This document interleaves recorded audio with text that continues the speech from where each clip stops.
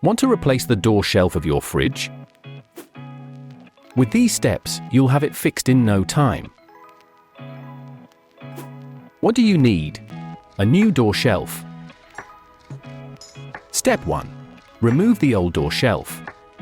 Open the fridge and take out the door shelf. Step 2. Insert the new door shelf. Place the new door shelf in the place of the old door shelf and close the fridge. You have replaced the door shelf and the fridge is ready to use again.